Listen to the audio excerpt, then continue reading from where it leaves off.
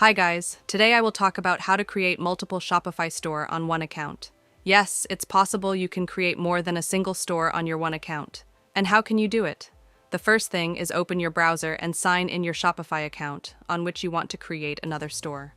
Once you do all these things, you will see the same interface like I do. The next thing here you will do is you will see multiple options on the left side and also on the right side. But from these, tap on your profile, which is on the right top, and here you can see the option of all stores. Simply click on it. Here you can see I have more than a single store.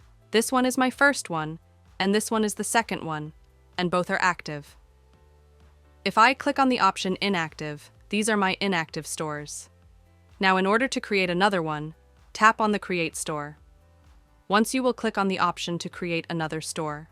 A new store will be open, and you have to manage each and single thing like you manage in your store. As you can see, I already create another store, so therefore I will not do it.